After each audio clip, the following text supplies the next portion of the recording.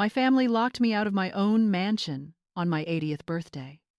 They thought I was helpless, until I knocked on the door with the police and evicted them all. The mirror in the carriage house bathroom was old, the silver backing flaking away at the edges like lace. But it was honest. It showed me exactly who I was. Clara Whitmore, 80 years old today. I leaned in close, my hand steady despite the arthritis that sometimes flared in my knuckles when the rain came over the Blue Ridge Mountains. I applied the lipstick, a shade of deep, defiant crimson called Lady Danger that I had been wearing since 1968. I pressed my lips together, blotting them on a tissue, and looked at my reflection. The eyes staring back were framed by a roadmap of wrinkles. Yes, but they were still the same eyes that had stared down hecklers in Paris jazz clubs and negotiated contracts with men who thought a woman's place was in the kitchen, not the boardroom. "Happy birthday, old girl," I whispered to the glass. Behind me, the record player was spinning a vinyl I hadn't played in years. It was my own album, Midnight in Asheville, recorded live in 1974. The saxophone solo drifted through the small, cozy space of the carriage house, mixing with the scent of my Chanel No. 5. I hummed along, feeling the vibration in my chest. My voice was a little raspier now, a little thinner, but the rhythm was still there. I smoothed the skirt of my dress. It was a vintage emerald silk, heavy and luxurious, one of the few things I had kept from the old days. I had spent the afternoon steaming it, polishing my pearls, and setting my hair. I wanted to look perfect, not for a crowd, but for my family. Robert, my son, had promised me tonight would be special. Just a quiet dinner, Mom, he had said yesterday, patting my hand with that soft, sweaty grip of his that always made me think of unbaked dough. Just me, Angela, and you. In the main dining room, we'll open a bottle of the 82 Bordeaux. We'll celebrate you properly. I had believed him. I wanted to believe him. When you are 80 and your world has shrunk to the size of a guest cottage on the estate you bought with your own sweat and blood, you cling to promises like life rafts. I lived in the carriage house, now a charming 2-bedroom conversion at the back of the property because 5 years ago, Robert and his wife Angela had convinced me that the main house, Whitmore Hall, was too much for me to manage alone. They said they wanted to move in to help me, to take care of the maintenance, to be closer. I stepped away from the mirror and walked into the small living room. I turned off the record player. The silence that followed was heavy with anticipation. I checked the clock on the mantel. 6:55 p.m. Dinner was at 7. I grabbed my shawl and my cane, the ebony one with the silver handle, and opened the front door. The evening air was thick and sweet, smelling of honeysuckle and the coming autumn. Asheville in September is a painting come to life, the mountains turning purple against a sky that looks like bruised velvet. I stepped off the porch of the carriage house and began the walk across the south lawn toward the main house. It was a walk I had made 1,000 times. I knew every brick in the path, every root of the ancient oak trees that lined the driveway. I had bought Whitmore Hall in 1975 when it was a crumbling wreck that the locals said was haunted. I had restored it, room by room, paying for the slate roof and the copper gutters with money I earned singing 3 sets a night in smoky lounges. It was my legacy. It was supposed to be my sanctuary.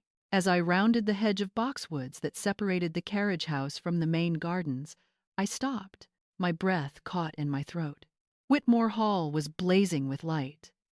Every window was aglow, casting golden rectangles onto the manicured lawn. The massive front doors were thrown open. But it wasn't just the lights. There were cars. Dozens of them.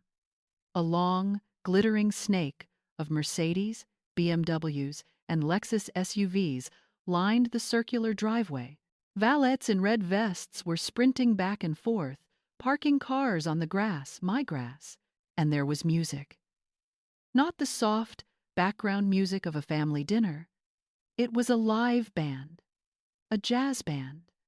I could hear the thump of a double bass and the bright cry of a trumpet drifting from the terrace. My heart soared.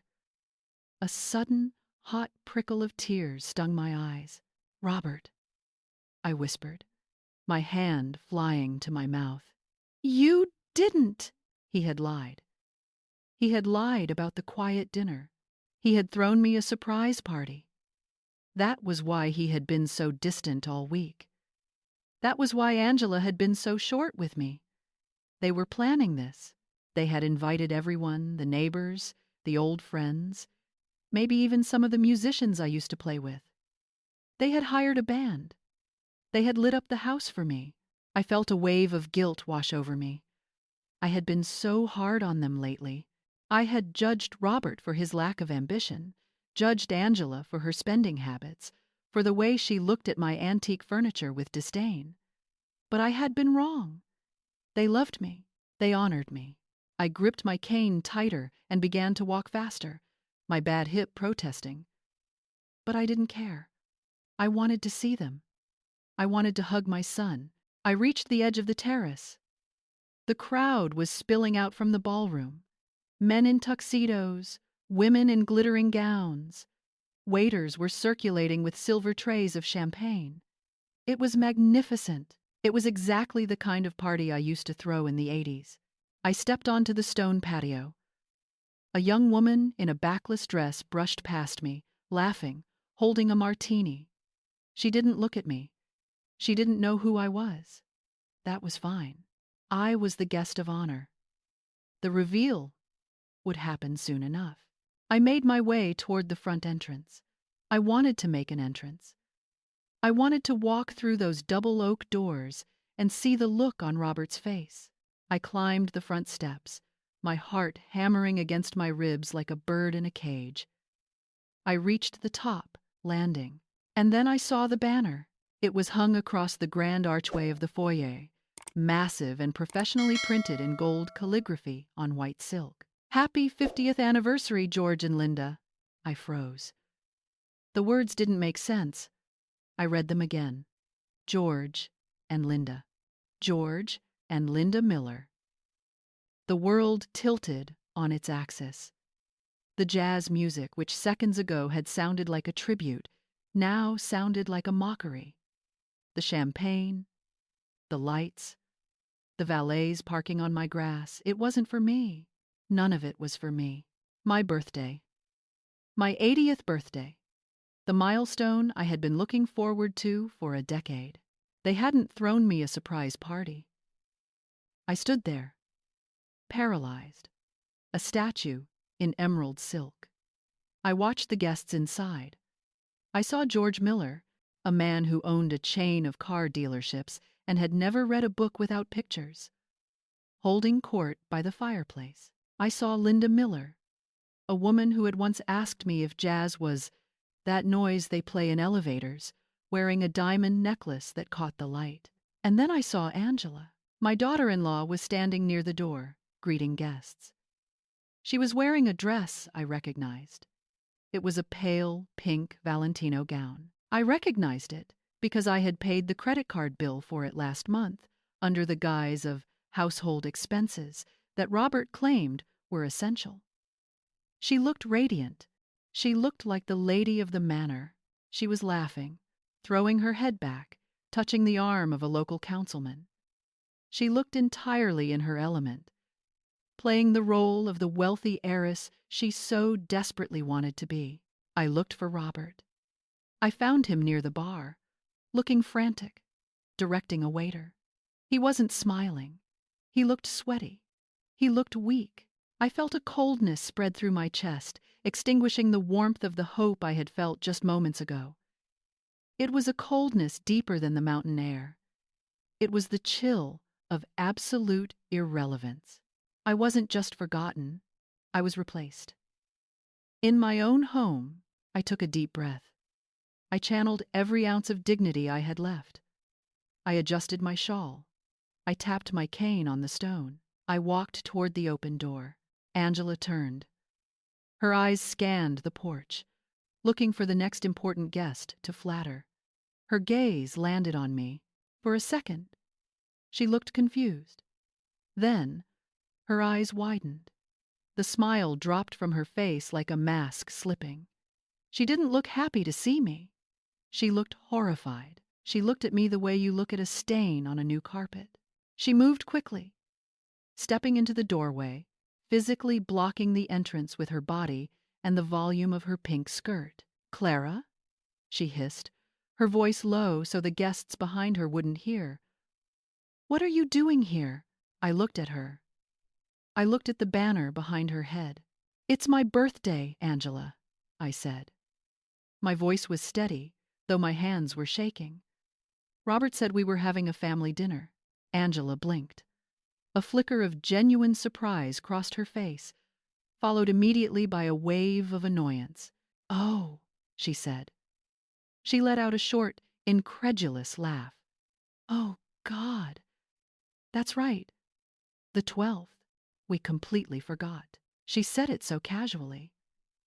Like she had forgotten to buy milk. Not like she had forgotten the 80th birthday of the woman who owned the roof over her head. "You forgot," I repeated. "Look, Clara," Angela said, checking over her shoulder to make sure the Millers weren't watching. "Obviously, we have a situation here. It's my parents' 50th. It's a huge milestone.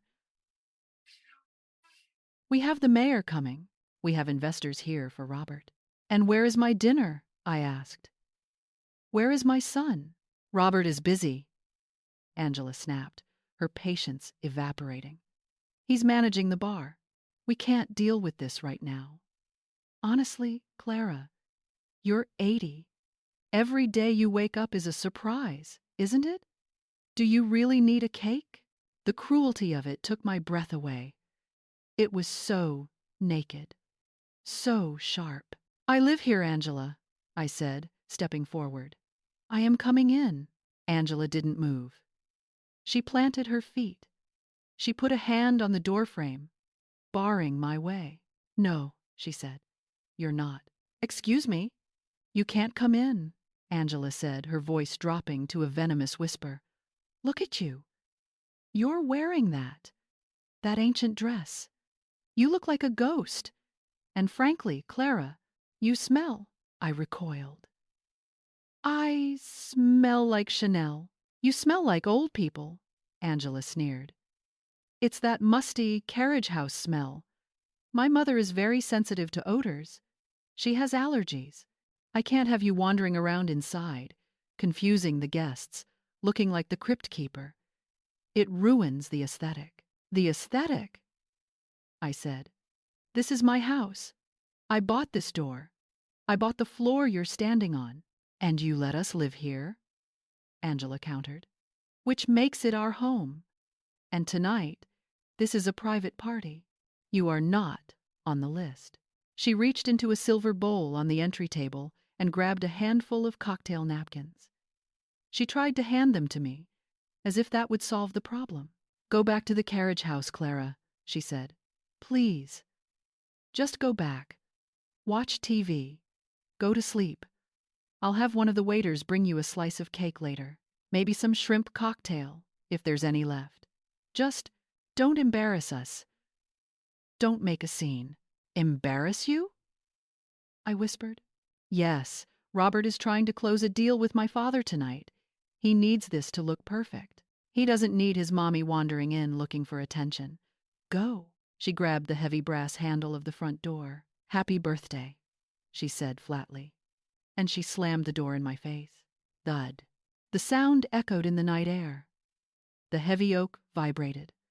I was left standing on the porch, staring at the wood grain, the brass knocker that I had polished for 40 years, staring back at me like a closed eye. I heard the latch click. She had locked it. From inside, I heard a burst of laughter. I heard the band strike up a new song. The best is yet to come. I heard the clinking of glasses. I stood there for a long time. The wind picked up, rustling the leaves of the magnolias, chilling the sweat on my neck. I looked down at my emerald dress. I touched the pearls at my throat. I felt a tear slide down my cheek, hot and humiliating. I wiped it away furiously. I wasn't going to cry. Not for them. They thought I was frail. They thought I was a confused old woman who would shuffle back to her cottage and eat their scraps. They thought I was a guest in my own life. I looked across the lawn toward the carriage house. It looked dark and small. Then I looked toward the garage. The detached 3-car garage that sat to the east of the main house. Angela and Robert parked their leased SUVs in the driveway because the garage was occupied. It was occupied by my car, a 1967 Jaguar E-Type, British Racing Green, convertible. I hadn't driven it in 6 months. Robert kept saying he was going to sell it because it was taking up space. I walked down the steps. I didn't head for the carriage house. I walked straight to the garage. I punched the code into the keypad. The door rolled up. There she was. Dusty, but beautiful. I walked over to the wall where the spare keys hung. I grabbed the Jaguar key. I opened the driver's side door. The leather creaked. I slid into the low seat. It smelled of gasoline and leather and memories of driving through the south of France with the top down. I put the key in the ignition. I turned it. The engine sputtered, coughed, and then roared to life with a deep, throaty growl that sounded like a panther waking up. I turned on the headlights. They cut through the darkness of the driveway. I wasn't going to bed. I wasn't eating leftover cake. I put the car in reverse. I backed out, swinging the nose around. I didn't look at the house. I drove down the long driveway, past the valet stand. The valets looked up, shocked to see the vintage car roaring past them, driven by an 80-year-old woman in an evening gown. I turned onto the main road. I pressed the accelerator. I wasn't going to a party. I was going to the police station. And when I came back, I wasn't going to be alone. The engine of the 1967 Jaguar E-Type didn't just hum. It sang. It was a deep, baritone vibrato that resonated through the steering wheel and straight into my bones, waking up nerves that had been dormant for years. I drove fast. Faster than an 80-year-old woman should drive on winding mountain roads in the dark, but I knew these curves. I knew the rhythm of the asphalt just as well as I knew the chord progression of autumn leaves. The wind whipped through the open cabin, tearing at my carefully set hair, chilling my skin through the silk of my emerald dress. I didn't care. The cold felt good. It felt like waking up. For the last 5 years, living in the carriage house, I had been sleepwalking. I had been tiptoeing around my own life, trying not to disturb the peace, trying not to be a burden, trying to be the sweet old lady that Angela wanted me to be. But the sweet old lady was gone. She had been left on the porch with a face full of oak door.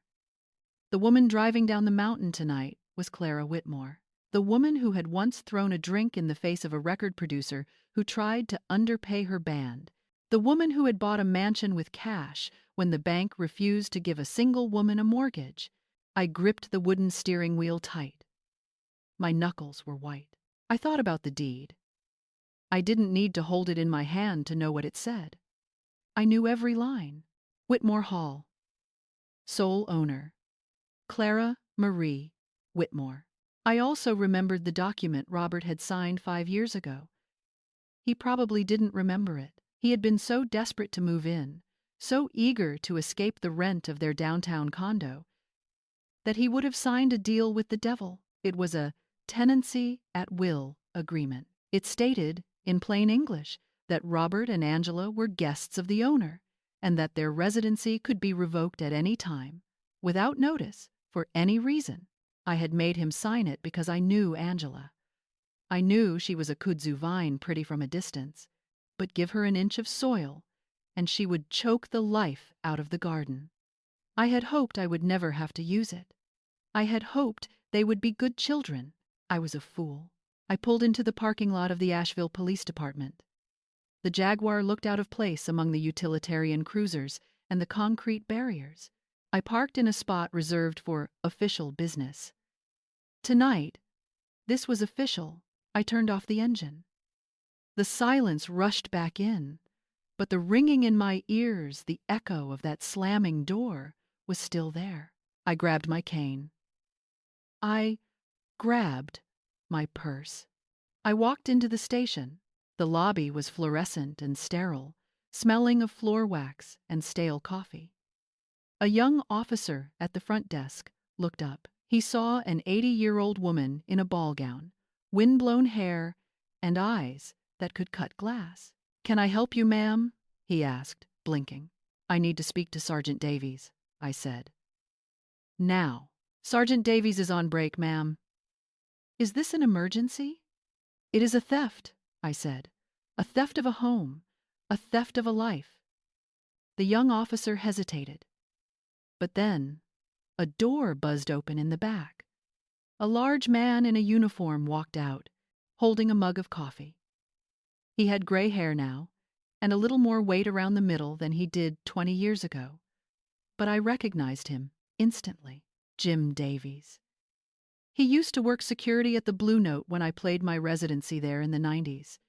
He had walked me to my car 100 times to keep the paparazzi and the drunks away. "Jim," I said. He stopped. He squinted at me. Then a smile broke across his face, warm, genuine, and surprised. "Miss Clara?" he said. "Well, I'll be damned. Is that you?" "It's me, Jim." He walked over, wiping his hand on his pants before offering it to me. "I haven't seen you in. Has it been 10 years? You look incredible. What brings you down here? And why are you dressed for the opera?" "I'm dressed for my birthday party," I said. "The one my son forgot to throw." Jim's smile faded. He was a cop. He knew the look of someone who had been wronged. He saw the tremor in my hand that I couldn't quite hide. "Come back to my office," he said gently. "Tell me what happened." I sat in his office. I told him everything. I told him about the carriage house. I told him about the family dinner that was actually an anniversary gala for the in-laws. I told him about the door slamming in my face. And then I laid the paperwork on his desk. I kept copies in the glove box of the Jaguar, another habit from a lifetime of protecting myself. Jim put on his reading glasses. He read the deed. He read the utility bills in my name. He read the tenancy at will agreement. "This is airtight," he said, tapping the paper. "They have no lease. They pay no rent. Legally, they are guests. And if you withdraw your permission for them to be there, they are trespassing." I finished. "Yes," Jim said. "They are." He took off his glasses. He looked at me. "Clara, are you sure about this? This is the nuclear option. If I go out there with you, if we enforce this, you can't unring that bell. It will humiliate them in front of half the town." I thought about Angela's face in the doorway. I thought about her sneer. "You smell like old people." "They humiliated me in front of myself, Jim," I said softly. "I don't care about the town. I care about my dignity. I want them out. Tonight." Jim nodded slowly. He stood up. He put on his hat. "Then let's go," he said. "I always did like your encore performances." The drive back to Whitmore Hall was different. I wasn't alone. I was leading a procession. My Jaguar roared in the lead, and behind me, the steady, reassuring lights of a police cruiser cut through the darkness. We turned onto the main road leading to the estate. The party was in full swing. I could see the glow of the lights through the trees. I could hear the music. They were playing "Fly Me to the Moon." I pulled up to the main gate. The valet, a teenager who looked bored, jumped when he saw the police car behind me. He waved us through, looking terrified. I drove up the long, winding driveway. I didn't go to the garage this time. I drove right up to the front circle, parking my Jaguar directly behind a Bentley that I assumed belonged to George Miller. I turned off the engine. I checked my lipstick in the rearview mirror. It was still perfect. Jim pulled up beside me. He got out of the cruiser. He adjusted his belt. He looked at the house, blazing with light and noise. "Nice place," he noted. "It was," I said. "It will be again." We walked up the steps. The same steps I had walked down in shame an hour ago. The heavy oak door was closed now, locking in the warmth and the laughter. Jim reached out to knock, but I stopped him. "No," I said. I reached into my purse. I pulled out my key. I had never given it up, even though Angela had changed the locks on the back door. She hadn't been able to change the front door lock because it was an antique mechanism imported from France, and she didn't know how to find a locksmith who could touch it.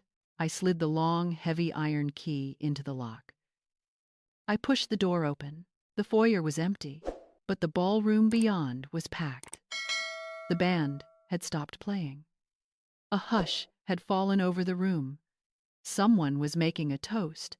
I walked in. My cane tapped rhythmically on the marble floor. Tap, tap, tap. Jim walked beside me, his presence heavy and authoritative. We reached the archway of the ballroom. I stopped. The scene was exactly as I had left it, but more so. Robert was standing on a small stage near the fireplace, holding a microphone. He looked flushed, happy, the center of attention. Angela was standing next to him, clutching a bouquet of roses, beaming at her parents who were seated in velvet armchairs like a king and queen. "And so," Robert was saying, his voice amplified by the speakers, "we just want to say thank you. Thank you to George and Linda for 50 years of inspiration. Thank you for your generosity, and thank you for gracing our home with your presence tonight." Our home, the lie hung in the air, glittering and toxic. "Cheers!" Robert shouted. "Cheers!" The crowd roared back, raising their glasses. I stepped into the light. "Officer," I said, my voice projecting without a microphone, the way I had trained it to do in concert halls 40 years ago. "I believe there has been a mistake." The sound of my voice cut through the applause like a knife. Heads turned, glasses lowered. The room went silent, a ripple of confusion spreading outward from the doorway. Robert froze. He looked at me. His eyes went wide. He saw the emerald dress.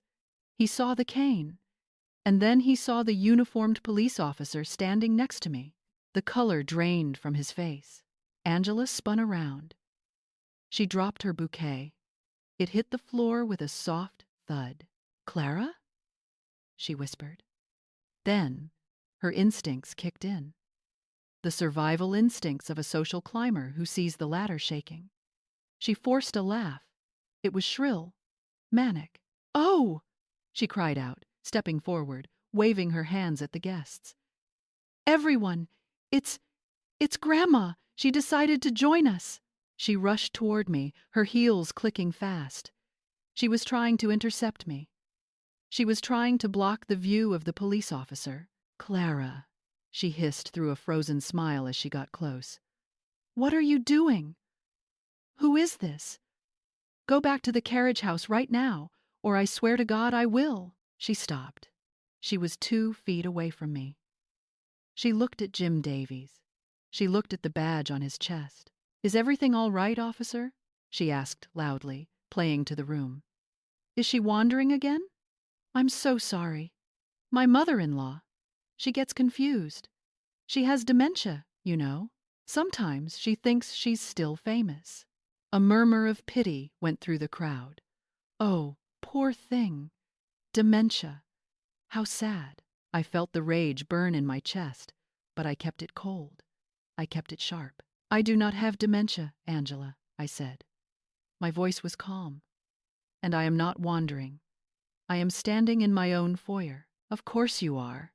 "Sweetie," Angela said, reaching out to grab my arm, her nails digging in. Let's get you some tea. Officer, thank you for finding her. We can take it from here. Jim Davies stepped forward. He moved his body between me and Angela, breaking her grip on my arm. He looked down at her. He didn't smile. Ma'am, Jim said, his voice booming across the silent ballroom, I am not here to return a lost person. I am here to enforce a trespassing notice. The room gasped. It was a collective intake of breath that sucked the oxygen out of the space. Trespassing? Angela laughed, nervous now. Don't be silly. Who is trespassing? You are, I said. I stepped around Jim. I walked into the center of the room. I looked at the guests. I looked at the waiters who were frozen with trays of appetizers. I looked at George and Linda Miller, who looked confused and offended. This is my house, I said. Whitmore Hall belongs to me, Clara Whitmore. I bought it in 1975. I pay the mortgage, I pay the taxes, I pay the electric bill that powers these lights. I turned to Robert. He was still on the stage, the microphone dangling from his hand. He looked like he wanted to dissolve into the floor. My son and his wife, I continued, gesturing to them, have been living here as my guests. Guests who promised to take care of me. Guests who promised to celebrate my 80th birthday tonight. I paused. I looked at the banner. Happy Anniversary, George and Linda. Instead, I said, they forgot my birthday. They locked me out of my own home. They told me I smelled like old people and that I was ruining the aesthetic. Angela turned purple. That's a lie. She's lying. She's senile. I have the deed in my purse, Angela, I said, and I have the agreement you signed, revocable at will. I turned to Jim. Officer Davies, I said, I am revoking their invitation. Effectively, immediately. You can't do that, Robert shouted, finally finding his voice. He jumped off the stage and ran toward us. Mom, stop! You're making a scene. These are important people. You're ruining everything. You ruined it, Robert, I said, looking him in the eye. You ruined it when you let your wife slam the door in my face. You ruined it when you forgot the woman who gave you life because you were too busy sucking up to the woman who gives you nothing but grief. Robert stopped. He looked at me. He looked at the guests staring at him. He looked at Angela, who was vibrating with fury. Mom, he whispered, please, not tonight. We can talk about this tomorrow. Just go back to the carriage house. Please. No, I said. I turned back to the room. I raised my cane and pointed to the door. This party is over, I announced. You can't kick us out. George Miller stood up, his face red. I paid for the catering. Then take the shrimp with you, George, I said. But get out of my house. Officer! Angela shrieked. Arrest her! She's disturbing the peace. This is my home. Jim Davies shook his head. I've reviewed the paperwork, Mrs. Whitmore. The property belongs to Clara. You have no lease. You have no rights to the premises. She has asked you to leave. If you do not leave, you are criminally trespassing. He checked his watch. I am giving everyone here, Jim announced, raising his voice to a command shout, 30 minutes to vacate the property. That includes the guests, the band, the caterers, and the residents. If you are still on this property in 31 minutes, you will be cited and removed. The silence broke. The room exploded into chaos. 30 minutes? Linda Miller screamed. I can't leave in 30 minutes. My gifts are here. Grab them fast, Linda, I said. This is insane, Angela yelled. She grabbed a crystal vase from a side table and threw it. It smashed against the wall, shattering into 1,000 pieces. That's destruction of property, Jim noted calmly. Keep it up, ma'am. And you'll be leaving in cuffs. The guests didn't wait to see what happened next. They were wealthy people. They didn't like police. They didn't like scandal. They started moving. The trickle became a flood. Women grabbed their purses. Men grabbed their coats. They streamed toward the door, ignoring Angela's pleas to stay. "Don't go," Angela cried, grabbing at people's arms. "She's bluffing. Stay. The cake is coming out." "Your mother-in-law just evicted you, Angela," one of the neighbors said coldly, pulling her arm away. "I think we'll skip the cake." I stood in the center of the foyer, leaning on my cane, watching the exodus. It was the most beautiful thing I had seen in years. The band started packing up their instruments. The caterers looked at me. The head waiter, a man I recognized from previous events, gave me a small, subtle nod. He started packing the food, but instead of taking it to the garbage, he started stacking the trays near the back door. He knew where the carriage house was. Within 20 minutes, the house was almost empty. The only people left were the Millers, Robert, and Angela. George Miller walked up to Robert. He poked him in the chest. "You told me you owned this place." George spat. "You told me you were the heir." "I am," Robert stammered. "I will be. She's 80. She looks pretty healthy to me," George said. "And she just kicked you to the curb." "You're a fraud, Robert. Don't call us." He grabbed Linda and marched out.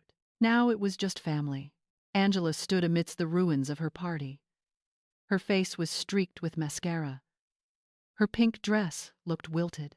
She looked at me with pure, unadulterated hatred. "I hope you die," she hissed.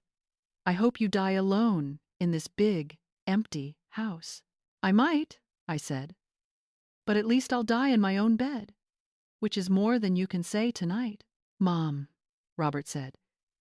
He was crying. Actual tears. "Where are we supposed to go? We have nowhere. Our accounts are empty. We spent everything on the party." "You spent my money on the party," I corrected. "And as for where you go? I don't know, Robert. You're 50 years old. Figure it out." "Time's up," Jim Davies said. He stepped forward. "Let's go, folks." "I need to pack," Angela screamed. "I have clothes. I have jewelry." "You can call the sheriff tomorrow to arrange a time to collect your belongings," Jim said. "Tonight, you leave with what you have on." He put a hand on Robert's shoulder. He gestured to the door. They walked out. They didn't go willingly. Angela was screaming, dragging her feet. Robert was sobbing. But they walked out. I followed them to the porch. I watched as they walked down the steps, past my Jaguar, to their leased SUVs. I watched them get in. I watched them drive away, their taillights fading into the night. I stood on the porch. The silence returned. The crickets started chirping again. The air smelled of honeysuckle. Jim walked back up the steps. He tipped his hat. "Well," he said, "that's that." "Thank you, Jim," I said. "You're a good man." "You're a tough lady, Clara," he smiled. "Happy birthday." "It is," I said. "It really is."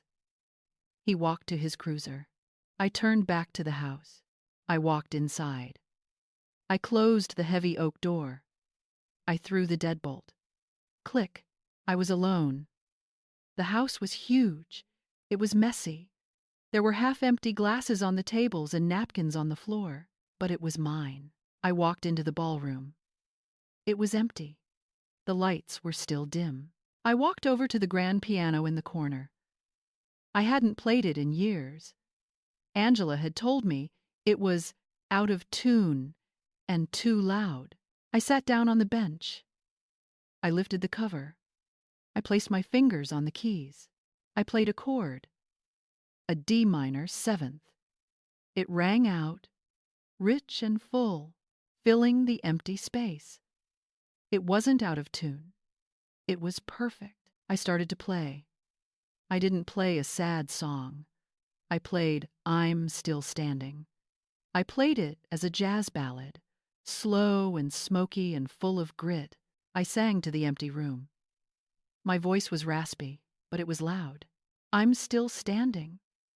I'm better than I ever did. I looked at the portrait of my husband on the wall. I winked at him.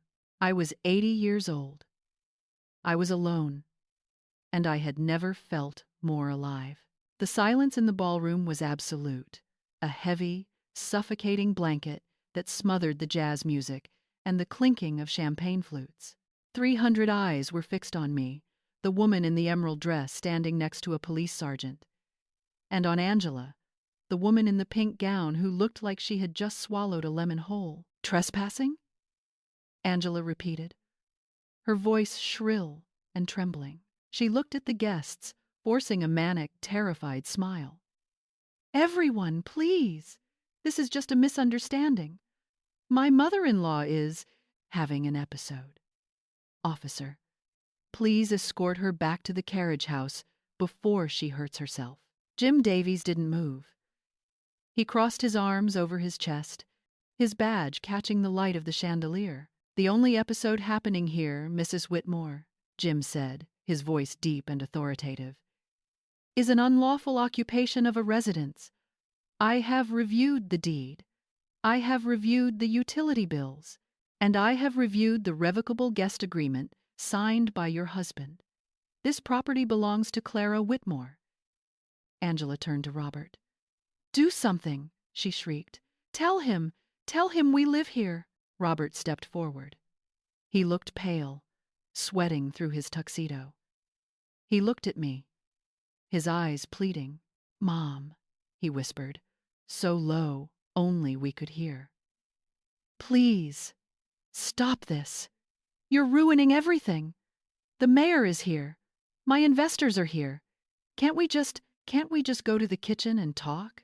I'll make you a plate. I'll get you a drink. A plate? I asked. I felt a laugh bubble up in my chest, bitter and sharp. You think this is about a plate of food, Robert? You think this is about cake? It's about you being jealous. Angela spat, dropping the pretense of concern. You're jealous because we have a life, because we have friends, because we're relevant. I'm not jealous. Angela, I said calmly. I'm evicted. Or at least, I was. Until 5 minutes ago. I turned to face the room. I raised my cane.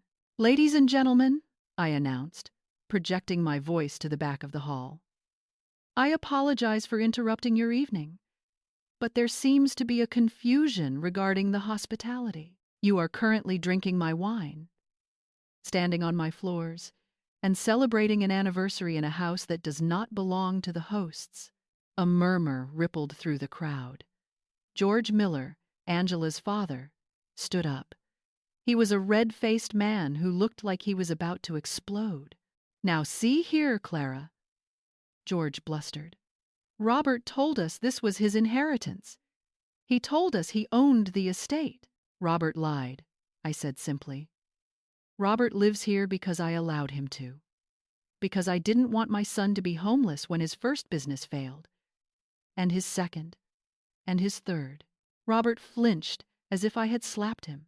But tonight, I continued, my son and his wife decided that my presence was embarrassing. They locked me out.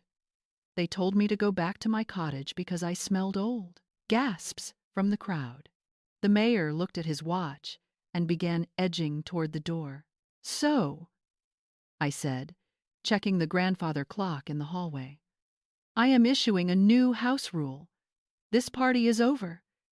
You are all trespassing. Officer Davies is here to ensure that everyone leaves in an orderly fashion. I looked at Angela. You have 30 minutes, I said. 30 minutes to get your guests, your parents, and yourselves off my property. If you are still here at 9 p.m., Jim will start writing citations. You can't do this, Angela screamed. She grabbed a crystal vase from a side table, a vase I had bought in Venice in 1980, and threw it. It smashed against the wall, shattering into 1,000 glittering shards. That's destruction of property. Jim noted calmly, reaching for his radio. "Keep it up, ma'am, and you'll be leaving in the back of the cruiser."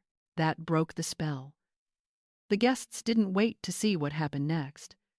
They were socialites, politicians, and business owners. They were allergic to scandal. The stampede began. Women grabbed their purses. Men grabbed their coats. They streamed past Angela, ignoring her pleas to stay. "Don't go!" Angela cried, grabbing the arm of the councilwoman. "The cake! We haven't cut the cake. It's lemon chiffon." "Let go of me, Angela," the councilwoman hissed, pulling her arm away. "This is mortifying." The ballroom emptied. The band packed up their instruments in record time. The valets outside were overwhelmed as 100 people demanded their cars at once. Within 20 minutes, the house was silent. The only people left were the Millers, Robert, and Angela. George Miller walked up to Robert. He poked him in the chest with a thick finger. "You're a fraud, Robert." George spat. "You borrowed $50,000 from me to invest in this property. Where is my money?" I put it into the roof," Robert stammered. "My roof," I corrected. "Thank you, George. It needed patching." "You're cut off," George said to Angela. "Don't come to us. We're going to the club." The Millers stormed out. Now it was just us. The family. Angela stood in the center of the ruined party, her pink dress wilted, her mascara running down her face. She looked at me with a hatred so pure, it was almost impressive. "I hope you're happy," she hissed. "You're a bitter, lonely old witch. You have nothing but this big, empty house. You'll die here alone." "I might," I said, "but I'll die with my dignity, which is more than you have tonight." "Mom," Robert sobbed. He was actually crying. "Where are we supposed to go? We don't have anywhere. We spent our savings on the party." "You spent my money on the party," I said. "I saw the credit card alert this morning. You thought I wouldn't notice?" Please," he begged. "Just for tonight. Let us stay in the guest room. We'll leave tomorrow." I looked at him. My son.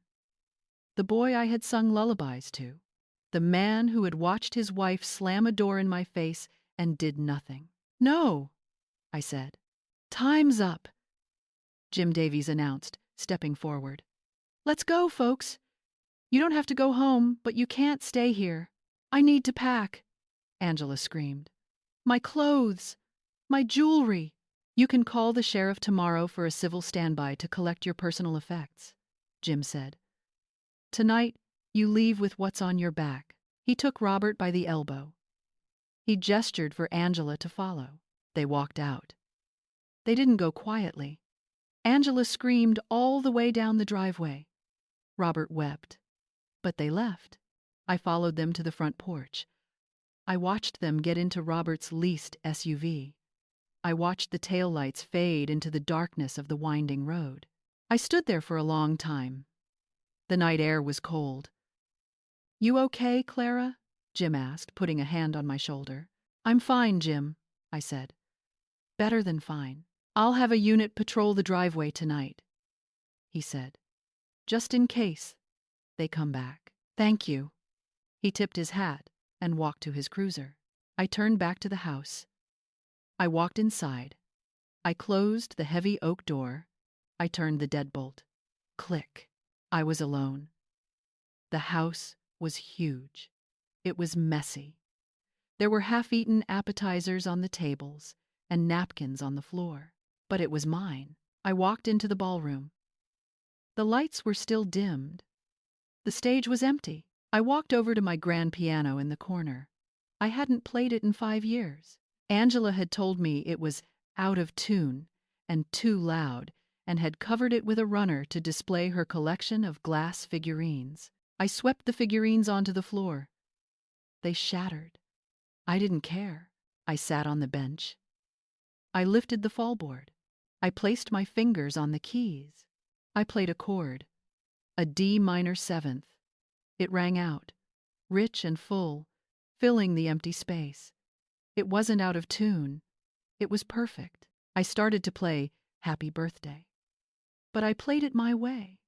Slow, jazzy, full of blues and grit and survival. Happy birthday to me. I sang to the empty room. My voice was raspy, but it was loud. It bounced off the rafters. Happy birthday to me. I looked at the portrait of my late husband on the wall. I winked at him. I was 80 years old. I was alone, and I had never felt more alive. 1 week later, the locks were changed by noon the next day. I hired a private security firm to man the gate. I was sitting in the sunroom, drinking coffee and reading the paper. When the phone rang, I checked the caller ID. I let it ring 3 times. Then I picked it up. Hello? Mom? His voice was desperate. Mom, please. We're at a Motel 6. Angela is losing her mind. She threw her shoes at the TV. We don't have money for another night. Can you wire us $500? Just for food and a room? I took a sip of my coffee. It was hot and strong. I'm sorry, Robert, I said. I can't do that. Why not? He cried. You're rich. I am, I agreed. But I'm also 80. And at my age, every day is a surprise. I can't be wasting my surprises on bad investments. Mom, please, we're family. Call the Millers, I said. It was their anniversary party. After all, maybe they have some leftover cake. I hung up the phone. I walked over to the record player. I put on Midnight in Asheville. The music swelled, filling the house that was finally, truly, mine again. They say you can't choose your family, but you can certainly choose your house guests. Clara learned that sometimes the best gift you can give yourself is an empty house and a locked door. If you enjoyed this story of dignity and justice, please like and subscribe. And remember, never let anyone tell you that you're too old to bring down the house.